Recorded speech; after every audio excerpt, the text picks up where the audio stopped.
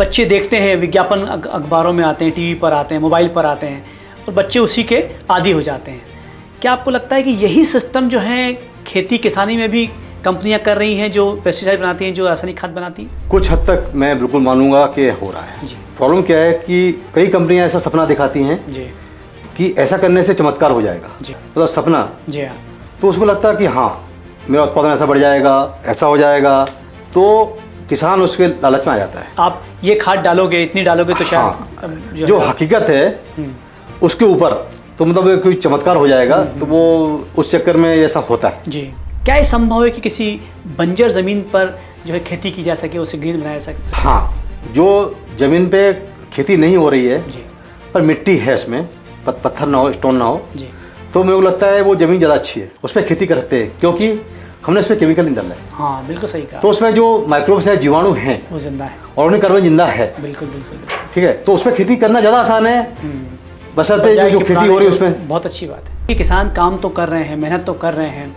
और अनाज अन्नदाता भी हैं, वो अनाज भी दे रहे हैं, लेकिन जो अनाज मार्केट तक पहुंच रहा है, जो सब्जियां मार्केट तक पहुंच रही हैं, वो जहरीली हैं। क्या कोई ताज़ी हवा का झोंका कभी आएगा? क्या उम्मीद करते हैं आपकी सब बेहतर होगा? होगा तो कैसे होगा? मुझे लगता है कि किसानों को एक टेक्निकल ट्रेनिंग की ज़रूरत है जी। किसानों को बीच में किसान चाहता है करना, किसान कभी मना नहीं करेगा, उसकी मजबूरी है जी, वो कर रहा है जी। क्यों कर रहा है? उसको उत्पादन निकालना है, फसल बचानी है, तो गवर्नमेंट को कुछ ऐसा सब्स्टिट्यूट ला के देना पड़ेगा जिससे उसका उत्पादन कम ना हो, रिस्क कम, मतलब खेती में ऐसा ना हो कोई रिस्क बढ़ जाए और उसके उत्पादन का उसको पैसा मिल जाए। बिल्कुल, तो किसान बिल्कुल करेगा जी। ये आप मान के चलना।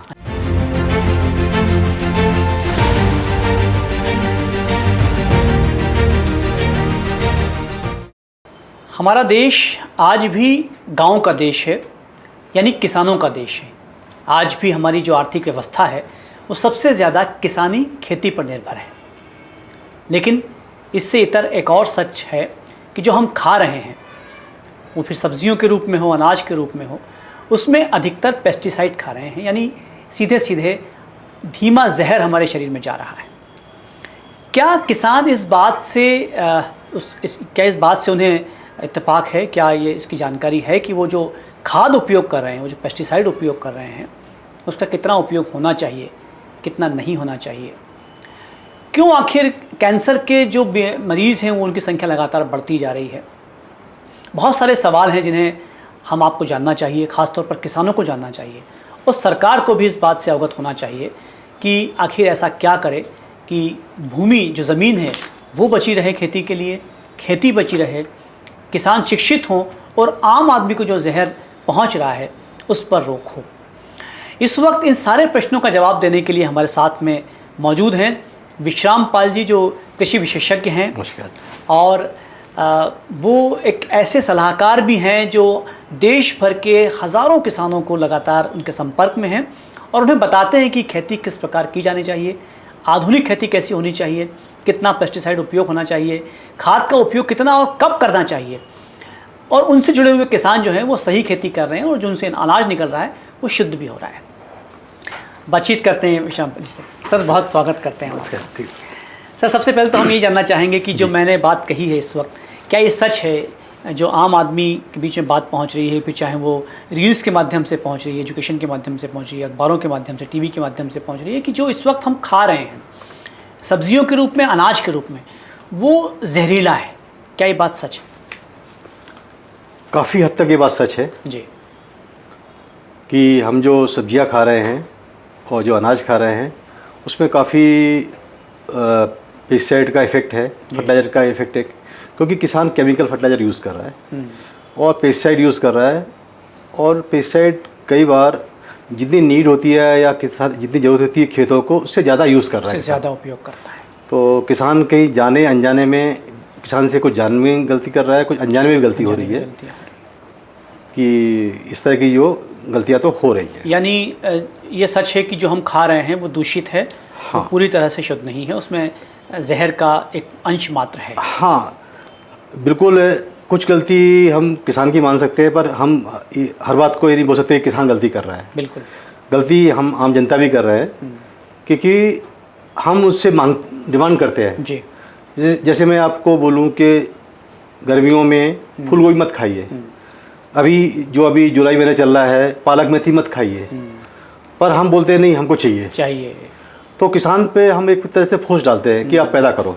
लेकिन क्या ये मैं आपका जो बीच में मार्केट है वो उनको प्रोवोक करता है, वो उन पर प्रेशर डालता है कि हमें चाहिए बिना मौसम की सब्जियां?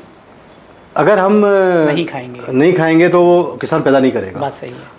हम कहीं ना कहीं हम डिमांड और सप्लाई का है। हम डिमांड करते हैं तो वो सप्लाई कर रहा है। बिल्कुल सही बात। हम अगर डिमांड नहीं करेंगे वो सप्लाई नहीं करेगा। जी। तो कहीं ना कहीं एक चेन है, इसको हमको ब्रेक करना चाहिए।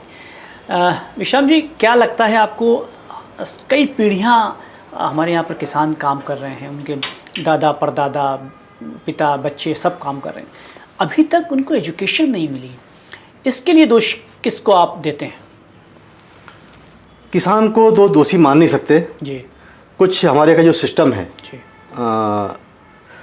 जो भी आज की बोले हम, जो हमारे एग्रीकल्चर में जो काम हो रहा है साइंटिफिकली, या जो रिसर्च हो रहा है जी, वो रिसर्च लैब तक रह गया है। जी। लैब टू लैंड, जो ज़मीन तक पहुंचना चाहिए था वो नहीं, वो बीच में एक बहुत बड़ा गैप है। अच्छा। एक मतलब किसानों के बीच में और वैज्ञानिकों के बीच में एक कम्युनिकेशन बहुत बड़ा गैप है। अच्छा। जो टेक्नोलॉजी बन रही है वो प्रॉपर तरीके से किसानों तक पहुंचना चाहिए। जी। कभी कभी क्या होता है, बीच में ट्रेनिंग दे दी एक दिन की 2 दिन की, और मतलब उससे अगर गवर्नमेंट सोचेगी या साइंटिस्ट सोचेंगे कि किसान अवेयर हो जाएगा, तो ऐसा नहीं होगा। जी जी जी। है ना, क्योंकि उसको जरूरत पड़ती है रोजाना आपकी। जी। वो चीज़ नहीं हो पाती है एक दिन वो सीख कर। और होता है क्या है कि उसकी खेत की परिस्थिति अलग है। जी। उसकी मिट्टी अलग है, हर किसान की अलग चीज। हम एक चीज़ अगर हम 2 दिन में ट्रेनिंग में हम नहीं बता सकते कि उसको चाहिए क्या। बिल्कुल सही। तो ये आपने अच्छी बात कही कि हर किसान की टेक्निक अलग है, उसकी खेती भी अलग है, यानी हर खेत अपने आप में अलग है। बिल्कुल। तो आप क्या लगता है, इसका समाधान आपको क्या लगता है, क्या समाधान होना चाहिए? समाधान ये होना चाहिए कि किसानों को, अभी हम लोग क्या करते हैं जनरली, जब ये होता है मैंने देखा है कि हम सेमिनार करते हैं, वक्त साफ कर लेते हैं, 1 साइंटिस्ट आते हैं, लेक्चर देते चले जाते हैं। जी हाँ।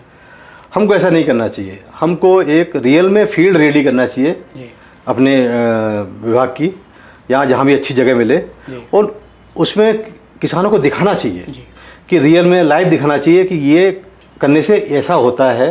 तो वो उस चीज़ को ज़्यादा से समझेगा।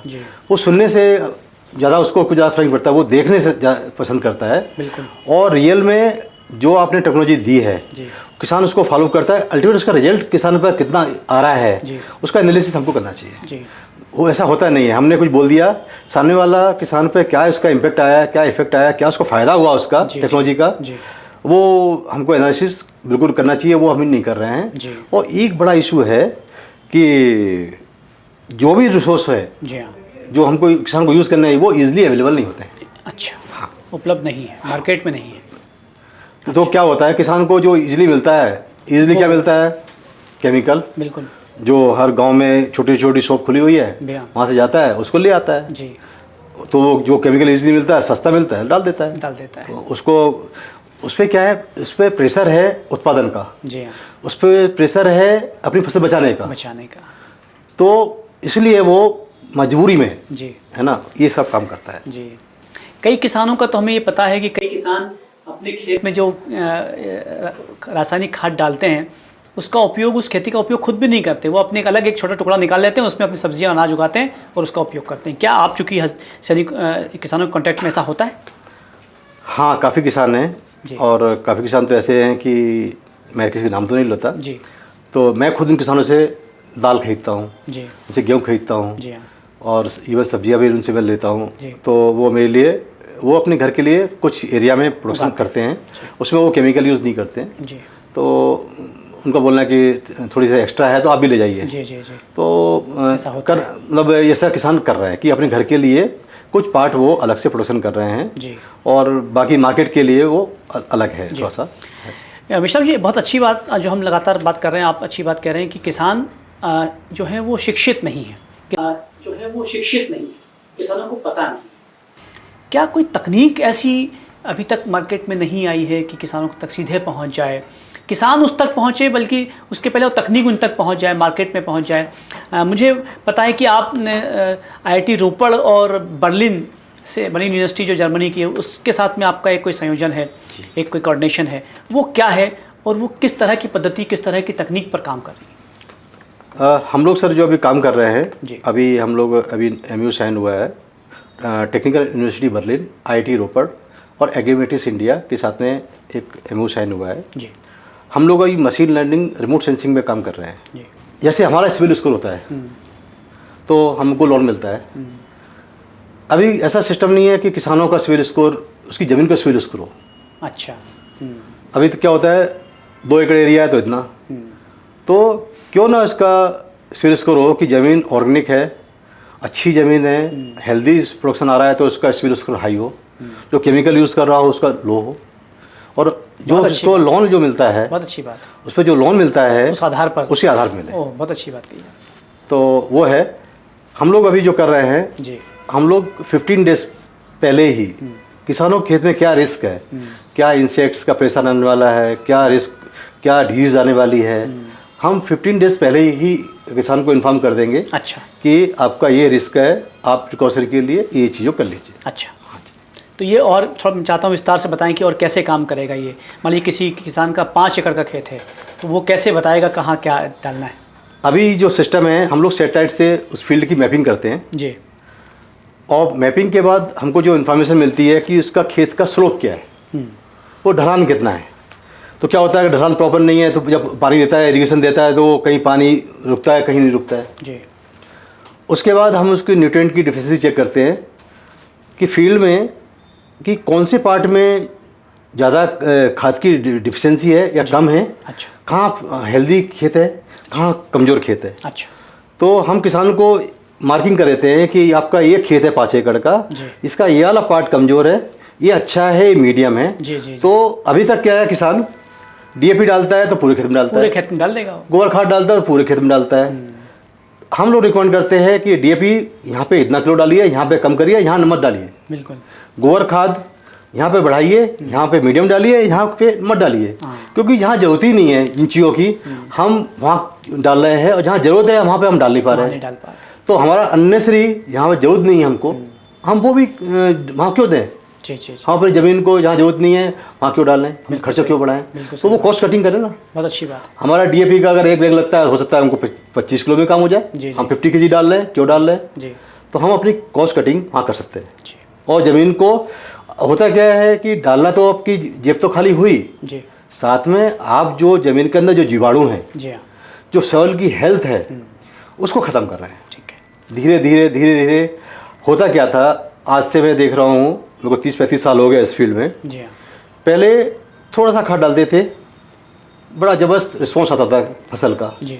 अब हम इतना खाद भर रहे हैं, इतनी दवाइयाँ डाल रहे हैं, तब भी खेत रिस्पॉन्स नहीं कर रहा है। ये वैसे ही होगा जैसे हम शरीर में जो दवाइयाँ खूब खाते रहते हैं और वो काम करना बंद कर देती है। बिल्कुल बिल्कुल बिल्कुल, ये चीज़ हो रही है। तो हम क्या है, हमारा जो इनपुट कॉस्ट बढ़ रही है, आउटपुट हमारा कम होता जा रहा है। तो हमारा जो इकोनॉमी से कहीं गड़बड़ हो रही है। बिल्कुल सही बात है। किसान इसीलिए बोलते हैं ना, किसान सुसाइड कर रहा है, इनकम नहीं बढ़ रही है, क्योंकि ऐसा नहीं होगा, आगे ये समस्या बढ़ने वाली है। बिल्कुल सही है। किसान जो अशिक्षा के कारण का उपयोग अधिकतम कर रहे हैं, पेस्टिसाइड का मनमाना उपयोग कर रहे हैं, इसका दुष्प्रभाव किस किस रूप में सामने आ रहा है? देखो साहब, हम किसान को बोलते हैं अन्नदाता जी, पर हमें लगता है कि हमको और इसको और सोचना चाहिए। ये अन्नदाता नहीं है, अन्नदाता तो है, साथ में ये हमारी हेल्थ, बीमारियों का दाता भी है, ऐसा कह सकते हैं। हमारा जो हेल्थ है, हमारा सोसाइटी को जो हेल्दी जीवन दे सकता है वो किसान ही दे सकता है। लेकिन इस वक्त उल्टा हमारे एनिमल्स हैं, बिल्कुल, उसको भी हम जो पानी पी रहे हैं, किसान क्या करता है, दवाई डालता है, फर्टिलाइजर डालता है, ऐसे जाता है, वो ग्राउंड वाटर को दूषित करता है। बिल्कुल, वो हम पानी पी रहे हैं। तो केवल अन्नदाता हम नहीं बोल सकते, अगर वो किसान को हम बोलें कि भैया हमारी हेल्थ भी तुमसे जुड़ी हुई है, इसको समझाया, हमारा पानी पीने तक की आपसे जुड़ी हुई लाइफ है, तो किसान केवल अन्नदाता नहीं है, वो हमारे जीवन को पूरा एक तरह से सजा के रखा हुआ है। बिल्कुल सही बात है। हमारी हेल्थ को, हमारे एनिमल्स को, हमारे आगे फ्यूचर को बिल्कुल पूरा मैनेज कर रहा है। उसे इस बात का एहसास कराया जाना चाहिए। बिल्कुल सर, आपने ठीक कहा कि किसानों को इस बात का एहसास करवाया जाए कि आप सिर्फ अन्नदाता नहीं हैं, आप हमारे स्वास्थ्य के रक्षक भी हैं। क्या आपको लगता है कि क्या किसानों को इस बात की जानकारी है कि वो जो कर रहे हैं, अशिक्षा में, उसका उपयोग समाज पर किस तरह से हो रहा है? हाँ, किसानों को एहसास तो है कि अभी जो हो रहा है, जो केमिकल यूज़ कर रहे हैं, जो केमिकल फर्टिलाइज़र यूज़ कर रहे हैं और पेस्टिसाइड यूज़ कर रहे हैं, इसका दुष्प्रभाव तो है जी। पर कुछ किसानों को इसका ये एहसास नहीं है कि आने वाले समय में जी इसके क्या क्या दुष्परिणाम आने वाले हैं। हाँ। जिनको है वो तो खैर समझते हैं, पर हम किसानों पे नहीं थोप सकते कि किसानी की अशिक्षा है या जानकारी के अभाव में कर रहा है जी। उसकी कुछ मजबूरियां हैं कि मान लो मैं आज किसान हूँ, मुझे आज केमिकल फर्टिलाइज़र बंद करना है, तो पेस्टिसाइड बंद करना है, तो क्या मुझे इसका अल्टरनेट के रूप में organic fertiliser, organic pesticide available है? क्या वो सस्ते दरों पे अवेलेबल हैं? उसकी ऑथेंटिसिटी वो रिलायबल हैं? ये चीज़ें मतलब अभी उसको पास हो नहीं पा रहा है। मतलब उत्तर नाम है, ये सब नाम है, नहीं है और इजीली अवेलेबल नहीं है। तो गवर्नमेंट को क्या करना चाहिए कि इनकी सबसे पहले किसानों को इजीली अवेलेबल हो जाए, उस पर काम करना चाहिए। बिल्कुल सही है, क्योंकि आज कोई केमिकल पेस्टिसाइड में बंद करता हूँ तो इंसेक्ट और डिजीज को कंट्रोल करने के लिए मेरे पास सब्स्टिट्यूट होना चाहिए। बिल्कुल सही। तो मैं नहीं करूँगा। अब वो इतने महंगे भी नहीं होना चाहिए कि मेरी पूरी व्यवस्था गड़बड़ हो जाए। बिल्कुल सही बात। तो वो भी नहीं होना चाहिए। बिल्कुल। तो मेरे को लगता है कि मुझे सस्ते ऑर्गेनिक जैविक जो भी दवाइयाँ हैं वो मार्केट में अवेलेबल होना चाहिए, सस्ते दरों पर होना चाहिए, आराम से मिलना चाहिए। हमको बहुत ज़्यादा उसके पीछे समय बर्बाद नहीं करना चाहिए। बावजूद उसके कुछ किसान ऑर्गेनिक खेती कर रहे हैं और अब धीरे धीरे कुछ किसान प्रवृत्त भी हो रहे हैं, वो कैसे कर पा रहे हैं? उन्होंने क्या तैयारियां की उसके लिए और क्या कठिनाइयां वो फेस कर रहे हैं? शुरुआत में तो एकदम से आप चाहोगे कि ऑर्गेनिक कर लोगे तो नहीं हो पाता है। नहीं हो पाता है। आपको स्टेप बाय स्टेप, इसको बोलते हैं इंटीग्रेटेड पेस्ट मैनेजमेंट और इंटीग्रेटेड न्यूट्रिएंट मैनेजमेंट, IPM और INM का यूज़ करना चाहिए। शुरुआत में अपन को ऑर्गेनिक कल्चर प्रैक्टिस इस तरह का मतलब रेजिस्टेंट वैरायटियाँ यूज़ करते हुए, समय को सोइंग का टाइम चेंज करते हुए, जो भी विदाउट केमिकल जो चीज़ होती है वो करना चाहिए। और केमिकल हमारा लास्ट हथियार होना चाहिए। अभी हम क्या शुरू से यूज़ करना चालू करते हैं। बिल्कुल। जब लगे कि अब कंट्रोल से कोई चीज़ बाहर जा रही है तभी हमको केमिकल पे जाना चाहिए। अदरवाइज हमको जैविक पद्धति का यूज़ शुरू में करना चाहिए। तो अभी हम ऐसा नहीं कर रहे हैं। तो कहीं ना कहीं हमको जैविक से शुरुआत करना चाहिए। हमको सबसे बड़ी चीज़ है सॉइल ऑर्गेनिक कार्बन। हम पे इस पर काम करना चाहिए। अभी क्या है कि हमने अंधाधुंध पेस्टिसाइड यूज़ किया, अंधाधुंध हमने फर्टिलाइजर यूज़ किया केमिकल। उसके कारण हमारे पास जो मिट्टी के थे, जो सॉइल माइक्रोब्स थे, जो जीवाणु थे, जो हाँ बेनिफिशियल फंगस थी, वो किल हो गई है, खत्म हो गई। हाँ, वही प्लांट सिस्टम को सपोर्ट देते हैं। अब धीरे धीरे हमको ऑर्गेनिक फार्मिंग पे आना चाहिए। जैसे हरी खाद का यूज़ करें, वर्मी कंपोस्ट यूज़ करें, गोबर खाद यूज़ करें। इस तरह हम इसकी मात्रा को बढ़ाते जाएं और धीरे धीरे केमिकल को कम करें। तो हम धीरे धीरे केमिकल से फिर ऑर्गेनिक तरफ जा सकते हैं। विशाम जी, जो आप बता रहे हैं इससे तो समझ में आ रहा है कि यदि ये बताया जाए किसान को, ये सहयोग दिया जाए किसान को, तो शायद चीज़ें बेहतर हो सकती हैं। लेकिन जो आप व्यक्तिगत तौर पर कर रहे हैं, क्या सरकार की भी कोई ऐसी पॉलिसी, क्या उनका ऐसा कोई प्रोजेक्ट है जिस पर वो काम कर रहे हैं और वो किसानों तक पहुंच रहे हैं? अभी तो ऐसी कोई पॉलिसी मेरे को दिख नहीं रही है और आम किसानों तक तो ऐसी पहुंच नहीं पा रही है। कुछ स्टेट हैं जो आपके वहाँ पे ऑर्गेनिक फार्मिंग में गवर्नमेंट सपोर्ट कर रही है, पर मेजर जो स्टेट हैं उसमें अभी तक इस तरह का सपोर्ट नहीं है। मैं एक एग्जांपल दे रहा हूँ। यूरिया काफ़ी इम्पोर्ट होता है, काफ़ी गवर्नमेंट को सब्सिडी देना पड़ती है। मेरे को लगता है कुछ 4-1 हज़ार रुपये का कुछ गवर्नमेंट को पड़ता है और किसान को वो 300 या 350 रुपीज़ में कुछ किसान मिलता है। तो सब्सिडी गवर्नमेंट देना पड़ती है। मैं चाहूँगा कि ऐसे केमिकल DAP वगैरह दूसरे फर्टिलाइजर में ऐसी दे रही है, तो क्यों ना गवर्नमेंट को ऑर्गेनिक पे जो जीवाणु खाद है, अपना पेस्टिसाइड है जीवाणु वाले, जो जैविक है, उस पर गवर्नमेंट को सब्सिडी देना चाहिए किसानों को। तो मेरे को लगता है तो धीरे धीरे धीरे करके किसान इसको कन्वर्ट हो जाएगा। अभी जो भी मार्केट में जो जैविक पेस्टिसाइड, जैविक फर्टिलाइजर अवेलेबल है वो काफ़ी कॉस्टली है। अच्छा। और उनको किसानों तक पहुंचने में बड़ा दिक्कत आ रही है। दिक्कत आएगी। इस वक्त ऐसा तो हम नहीं कह सकते कि सरकार काम नहीं कर रही है। क्या आपको लगता है कि जो पॉलिसीज़ ऑलरेडी हैं, जो सिस्टम ऑलरेडी सरकार ने बनाया हुआ है, जो बीच के अधिकारी हैं उनकी कमजोरियों के कारण शायद वो बात किसानों तक नहीं पहुंच पा रही? इससे आप इत्तेफाक रखते हैं? कुछ हद तक मैं रखता हूँ जी। कुछ अधिकारियों की मजबूरी भी है जी। मजबूरी है कि जो डिपार्टमेंट है जी। उसके पास लिमिटेड मैन पावर है जी। लिमिटेड रिसोर्स है। उनके पास डिपार्टमेंट के इतने बहुत सारे काम हैं खुद ही, तो वो किसानों को उतना टाइम नहीं दे पा रहे हैं। जी। तो एक बड़ा गैप तो को दिख रहा है जी। कि लिमिटेड रिसोर्स के कारण, और एक अधिकारी के पास बहुत बड़ा एक किसानों का ग्रुप है। जी। बड़ा एरिया है, तो वो कवर भी नहीं कर पाते हैं। जी। तो वो किसानों तक उतना पहुंच नहीं पा रहा है जितना कि उनको पहुंचना चाहिए। जी। मेरे को लगता है कि उनकी ज़रूरत पहले से आज ज़्यादा बढ़ गई है। जी। तो मेरे को लगता है इनको थोड़ा सा मैन पावर बढ़ाना चाहिए, रिसोर्स देना चाहिए, सुविधाएं देना चाहिए। बिल्कुल। और जिस काम के लिए इनको रखा गया है वही काम मेरे करना चाहिए। दूसरे जो डिपार्टमेंटल काम है ना उसको अवॉइड करना चाहिए।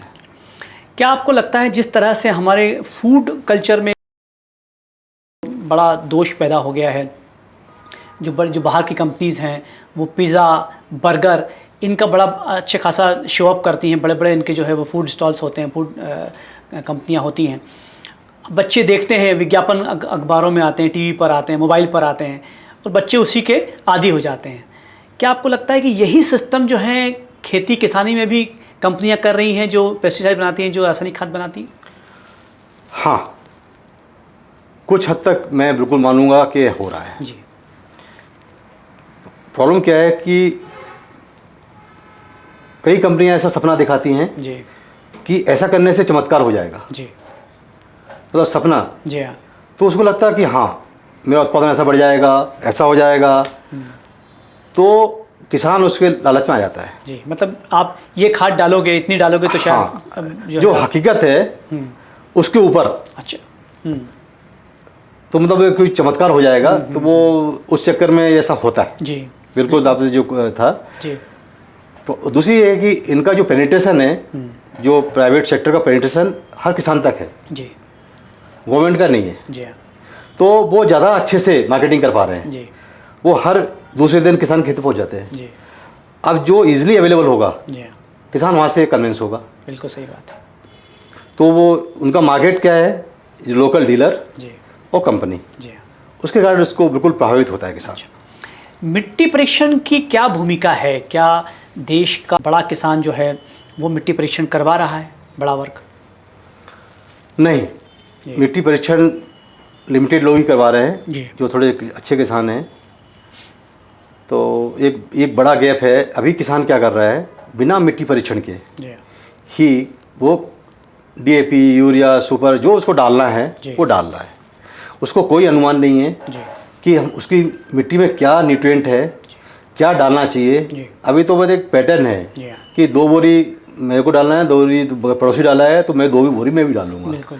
उसकी खेती का पैटर्न अलग है, उसकी क्रॉप अलग है। बिल्कुल। पर हमने एक थंब रूल बना के रखा है, इतना डाला तो डालना ही है। जी। तो नहीं, ऐसा नहीं कर पा रहा है। जी। और उसके पीछे एक कारण भी है कि जो भी सॉइल टेस्टिंग लेबोरेटरीज हैं गवर्नमेंट के, वो डिस्ट्रिक्ट प्लेस पे है। अच्छा। ज़्यादातर गांव में नहीं है? गांव में नहीं है, ब्लॉक में नहीं है। अब मुझे अच्छा सैंपल दे भी आया है तो वो 15, 20, 25 दिन में, कभी एक महीने में रिजल्ट आते हैं। अच्छा, तब तक मुझे सोइंग अभी करनी है। बिल्कुल सही, तो मैं वेट नहीं कर सकता। बिल्कुल सही है। और सैंपल अधिकारी खेत से सैंपल ले जाना चाहिए, वो हो नहीं पा रहा है। जी। अच्छा, मैं एक सैंपल निकालूं कैसे, मुझे पता ही नहीं है बिल्कुल कि ऊपर की लेयर निकालना है कि बीच की लेयर निकालना है, कौन सी मिट्टी लेना है, कहाँ से कलेक्ट करना है, वो पता नहीं मेरे को। बिल्कुल सही बात।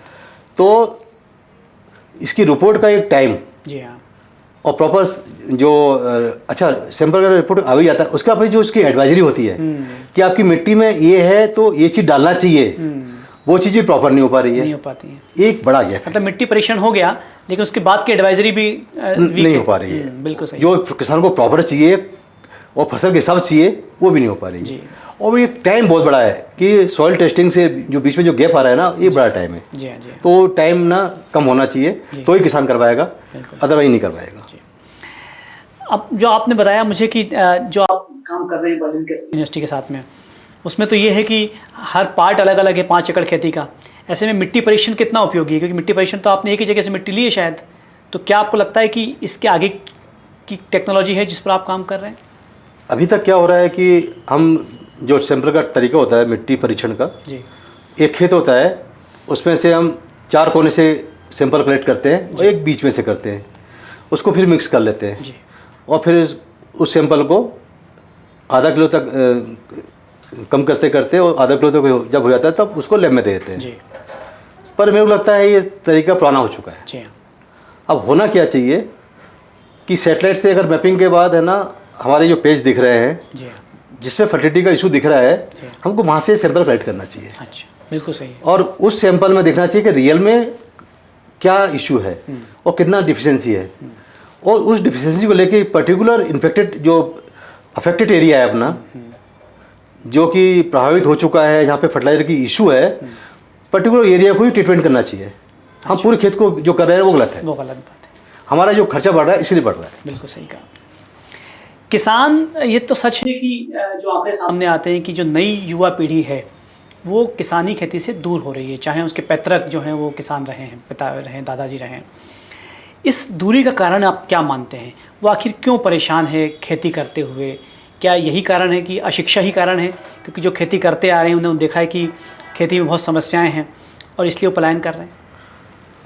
देखिए, किसान खेती कहाँ से सीख रहा है? जी। दादा से उसके पिताजी ने सीखी, बिल्कुल। पिताजी से बच्चे को सीखना चाहिए था। जी। अब ये क्या है, एक पीढ़ी से दूसरी पीढ़ी जा रही है, पर क्लाइमेट में क्या बदलाव हो रहा है, जो ग्लोबल वार्मिंग हो रही है, जी। उसके पास उसका कोई कैलकुलेशन नहीं है, कोई हिसाब नहीं है। आज से 50 साल पहले जो सीखा उसने, उसी को वो दूसरी पीढ़ी में डाल रहा है। बिल्कुल सही है। पर उस समय परिस्थितियाँ अलग थी, जी। आज परिस्थिति अलग है। पहले का मौसम अलग था, आज अलग है। हम कैसे खेती कर पाएंगे? तो अब हो रहा है कि हमको उतनी फ़ायदा नहीं हो पा रहा जितना होना चाहिए। तो बच्चे सोचते हैं कि हमारे दादाजी वही मेहनत कर रहे थे, पिताजी भी कुछ नहीं किए, तो हम इसको क्यों करें? और खेती में अब न्यू जनरेशन को चाहिए ग्लैमर। बिल्कुल सही बात है। तो वो ग्लैमर को उनको नहीं दिख रहा है। तो डिजिटल एग्रीकल्चर से हम ग्लैमर पैदा कर सकते हैं। जी। तो उसको बताना पड़ेगा कि ये है ना, सेटेलाइट से हम मैपिंग कर सकते हैं, जी। सेटेलाइट से हम स्लोप देख सकते हैं, जी। फील्ड में मॉइस्चर देख सकते हैं, आपकी एबिलिटी टू ग्रोथ देख सकते हैं, आपका न्यूट्रिएंट का डिफिशियंसी चेक कर सकते हैं। मतलब काफ़ी हद तक हम एक डिजिटल एग्रीकल्चर के थ्रू कर सकते हैं। जी। वो है। अब नई जो जनरेशन आ रहा है, नए बच्चे आ रहे हैं, तो कुछ तो बच्चे काफ़ी अवेयर है इसको लेके, तो डिजिटल एग्रीकल्चर को पिक कर रहे हैं। जहाँ तक हमको पता है कि लगभग 2000 से ज़्यादा युवाओं को आप प्रशिक्षित कर चुके हैं किसानी के रूप में। क्या कुछ ऐसे आपके पास में उदाहरण है कि कुछ युवाओं को, किसानों को आपने प्रशिक्षित किया हो और वो बहुत अच्छी खेती कर पा रहे हैं?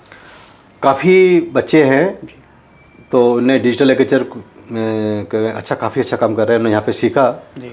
हम लोग का एक सेंटर है विरांस एग्रीटेक, यहाँ पे हम लोग BSc MSc के बच्चों को ट्रेनिंग देते हैं, स्किल डेवलपमेंट करते हैं।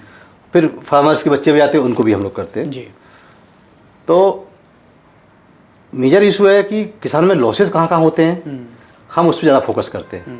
वो किसान कहाँ गलतियाँ कर रहे हैं, तो उनको हमने वो चीज़ सिखाई। अब वो अपने खेत पे अप्लाई कर रहे हैं। जी। तो कुछ तो बच्चे ऐसे हैं, मतलब बड़वानी में एक पाटीदार के लड़का है, पहले वो 50,000 कमाता था साल का 1 एकड़ से। अच्छा। आज वो 4 लाख रुपए कमा रहा है। अच्छा। पहले वो सिंपल कपास 1 एकड़ से पहले कपास लगाता था। अच्छा। सिंपल फार्मिंग करता था, सोयाबीन बोता था। आज वो केला की फार्मिंग कर रहा है, आज वो सब्जियों की खेती कर रहा है। अच्छा। और अच्छा पैसा कमा रहा है। अच्छा। तो इसने कुछ नहीं किया है, टेक्नोलॉजी, उसने टेक्नोलॉजी अप्लाई करी, लॉसेस कम किए और प्रोडक्शन बढ़ा लिया। अच्छी बात है।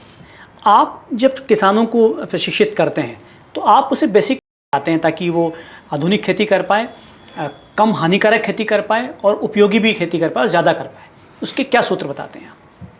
शुरू से हम लोग बात करें सॉइल टेस्टिंग, जी, मिट्टी परीक्षण, ठीक है, वहीं से स्टार्ट करो जी। तो मिट्टी में जो इशू हैं उसको आप ठीक करिए पहले, जी। क्योंकि हम लोग बोलते हैं कि मिट्टी का ऑर्गेनिक कार्बन अच्छा होना चाहिए। आज हमारी इंडिया की जो मिट्टी है उसमें ऑर्गेनिक कार्बन 0.3-0.4% है, मतलब 0.4-0.5, जो कम से कम 1 से ऊपर होना चाहिए जी। हमने कभी सुना है कि जो फॉरेस्ट होते हैं, जंगल होते हैं, उसमें कोई डीएपी, सुपर यूरिया कोई डाल रहा है? कभी कोई उपयोग नहीं हुआ। सही बात है। कोई बिल्कुल फॉरेस्ट अपने आप हो रहे हैं, बिल्कुल सही है, बड़े हो रहे हैं ना, बिना खाती हो रहे हैं। बिल्कुल। सेम हमारी मिट्टी भी ऐसी है, अच्छा।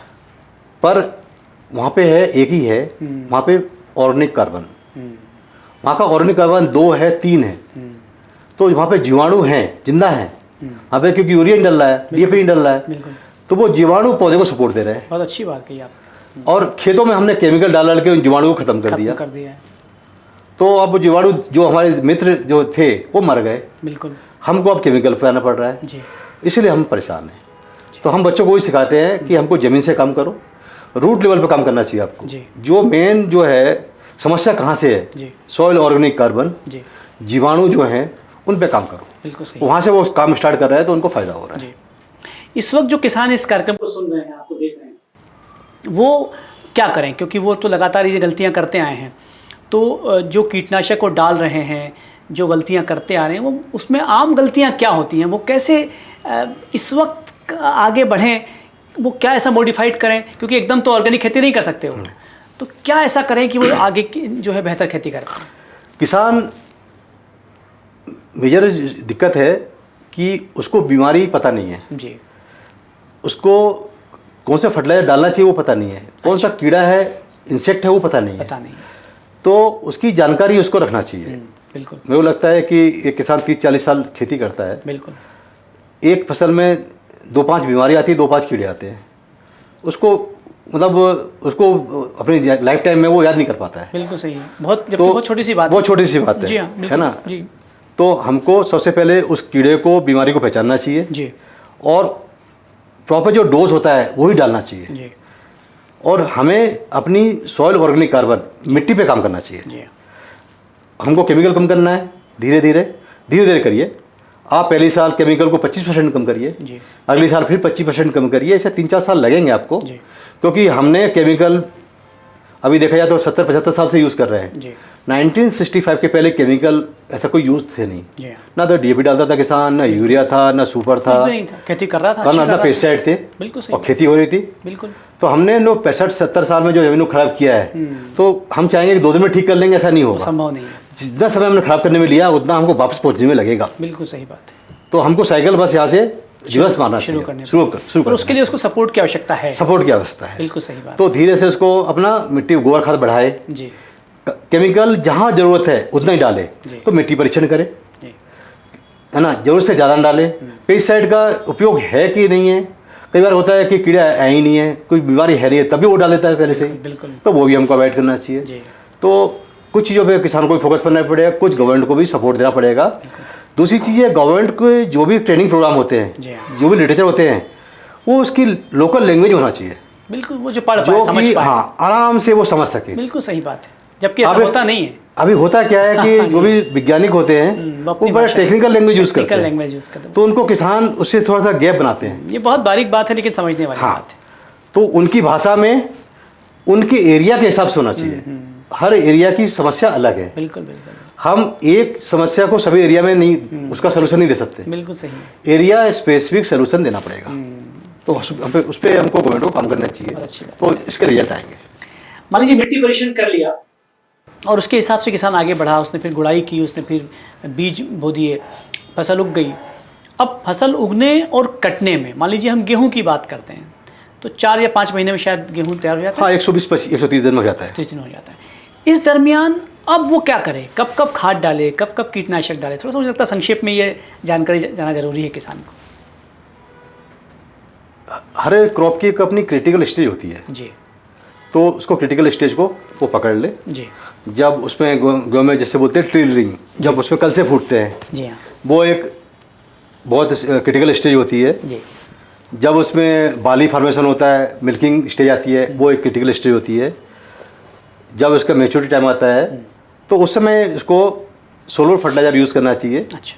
और यूरिया का यूज़ वो 2 बार करता है, तो वो यूरिया का यूज़ कम करते हुए थोड़ा सा इसका जो टाइम ना 2-3-4 बार करना चाहिए। अच्छा। एक बार में नहीं करना चाहिए इसको, या 2 बार में नहीं करना चाहिए।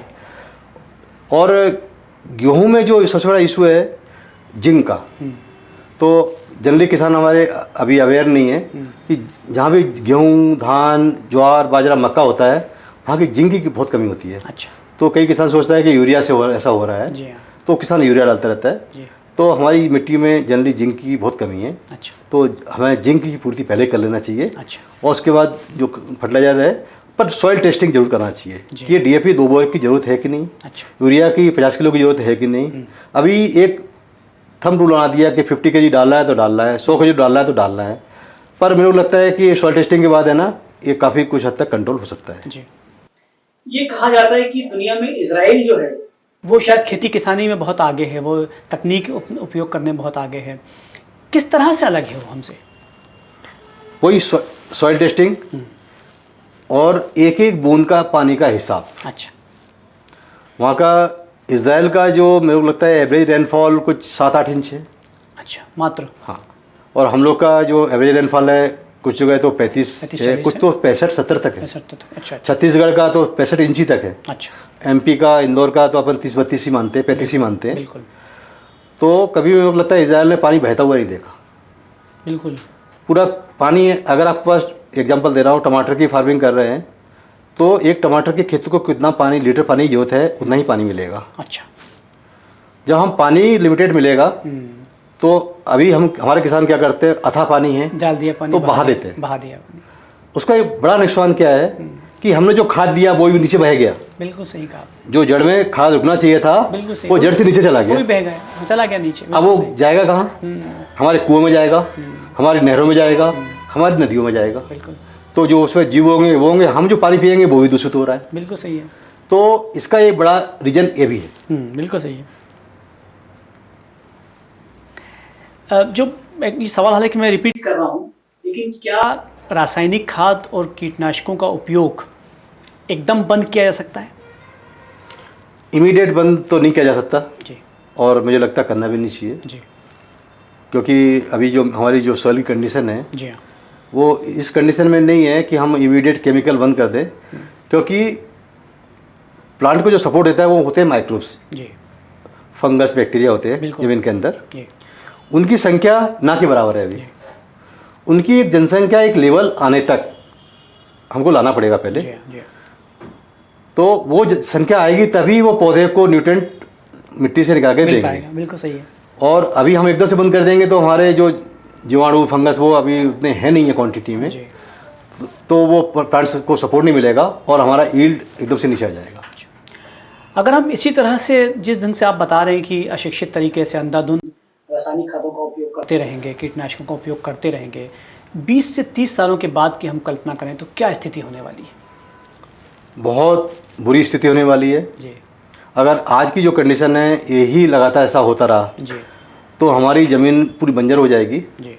और ज़मीन के अंदर इतना केमिकल हो जाएगा जी। कि आप प्रोडक्शन नहीं ले पाओगे। आपका इनपुट, जो आपका खर्चा इतना बढ़ जाएगा खेती में, जी। जो उत्पादन आएगा उसकी तुलना में बहुत कम आएगा।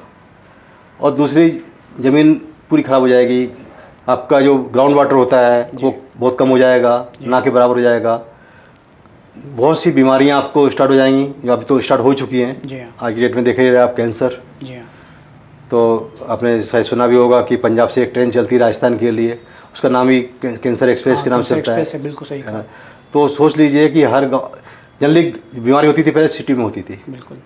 अब हर गांव-गांव में बीमारियां फैल रही हैं। जी। उसके पीछे है बहुत ज़्यादा केमिकल का यूज़ करना।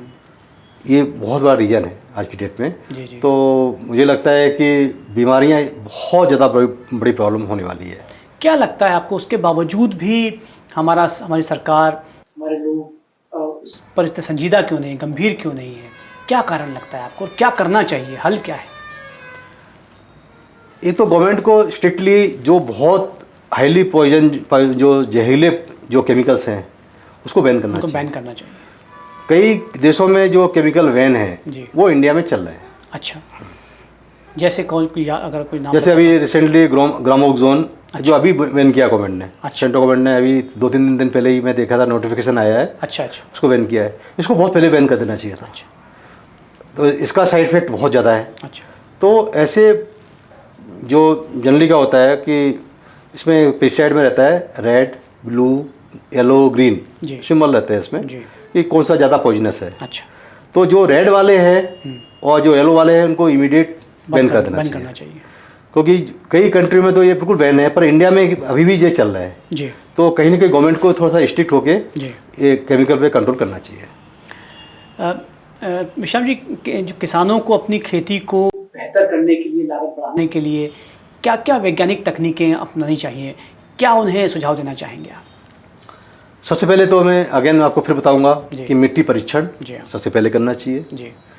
फिर उस एरिया में जो क्रॉप हो सकती है इजीली जी, उनमें फोकस करना चाहिए। अच्छा। ड्रिप इरिगेशन का सिस्टम ज़्यादा यूज़ करना चाहिए किसानों को। माइक्रो स्प्रिंकलर जिसमें फ्लड का पानी बहा के देते हैं। हमारा दुनिया में जो ग्राउंड वाटर, जो ड्रिंकिंग वाटर है, उसका खेती में यूज़ मात्र 30-35% होता है जी। पर इंडिया में 80% हो रहा है। अच्छा। जो पीने का पानी है उसका 80% हम खेतों में यूज़ कर रहे हैं। अच्छा। पर दुनिया में मात्र 25-30% ही है। अच्छा। 40 कई देश में 40% है। बिल्कुल। तो ये बहुत बड़ा आगे जो समझदारी बड़ी बड़ी सिटियों में, आप जब कर्नाटक देख लीजिए, महाराष्ट्र में कई सिटियों में इशू आने लगा पानी पीने का, तो इसलिए आ रही है। बिल्कुल। तो मेरे को लगता है कि ये थोड़ा सा इस पर हमको फोकस करना चाहिए। विशाल जी, मुझे जहाँ तक पता है, क्योंकि मैं भी आपसे कांटेक्ट में रहा हूँ, कई किसानों को प्रशिक्षित करते हैं, उसमें निमाड़ के कुछ किसान हैं जो बहुत अच्छी खेती कर पा रहे हैं। क्या कैसे कर पा रहे हैं? मुझे लगता है आप उदाहरण जब दे पाएंगे तो शायद दूसरे किसान भी इसे देख के समझ पाएंगे कि वो क्या कारण है कि बहुत अच्छी खेती वो कर रहे हैं। जैसे महादेव, मुझे एक नाम याद आता है आपके किसान का, बहुत बढ़िया किसान हैं। हाँ, ये लोग क्या कर रहे हैं? खरगोन डिस्ट्रिक्ट में आपने बताया महादेव भाई पटेल है जी। तो आज से मैं 2016 में जुड़ा उससे जी। तो कपास की फार्मिंग करते थे जी। फिर उन्होंने चिली लगाई, फिर ड्रिप लगाया। अच्छा।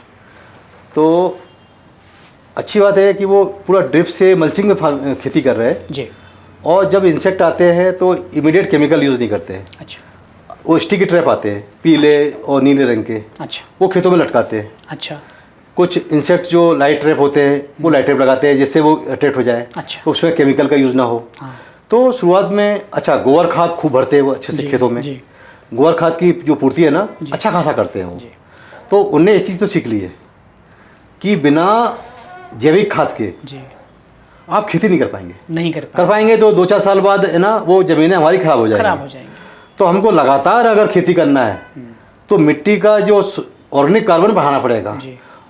वो अपने जो ऑर्गेनिक जो फर्टिलाइजर होते हैं वो यूज़ कर रहे हैं, ऑर्गेनिक पेस्टिसाइड जो होते हैं वो यूज़ कर रहे हैं खेतों में जी। अच्छी खासी क्वांटिटी कर रहे हैं। केमिकल को यूज़ जब भी करते हैं जब परिस्थितियाँ कंट्रोल के बाहर जाती हैं कि अब ऐसा लगता है कि नहीं अब हमको इसको यूज़ करना चाहिए, वरना वो 70 से 80% कोशिश कर रहे हैं कि वे ऑर्गेनिक फार्मिंग ही करें। क्या बात है। तो आज उनका उत्पादन है ना लगातार मेंटेन है, वो बढ़ ही रहा है जी।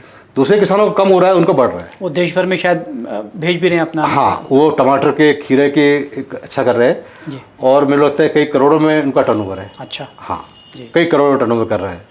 मतलब दूसरे किसान इसको देखकर सीख रहे हैं, किसान आ रहे हैं उनके खेत में जाके देख रहे हैं। अच्छा। पर एक बड़ी पॉपुलेशन है तो एक गवर्नमेंट को एक अवेयरनेस प्रोग्राम स्टार्ट करना चाहिए जी, जी, जी। और हर खेत तक टेक्नोलॉजी को पहुंचाना चाहिए, एक अवेयरनेस लाना चाहिए। और इस अवेयरनेस कैंप जो है या जागरूकता अभियान को लगातार करते रहने की आवश्यकता को लगातार करना चाहिए जी।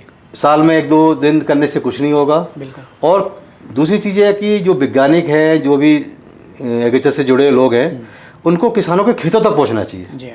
बिल्कुल सही है। होता है क्या है कि किसान को कभी भी कोई चीज़ की जरूरत पड़ी, कोई समस्या आई जी, तो वो वैज्ञानिक के पास नहीं जा पाता या उसके पास सलूशन नहीं है। तो सबसे पहले कौन मिलता है उसको? उस गांव का छोटा सा दुकानदार जो खेती का सामान बेचता है, सामान बेच जो पेस्टिसाइड कभी फर्टाइल बेचता है। बिल्कुल सही, वही है।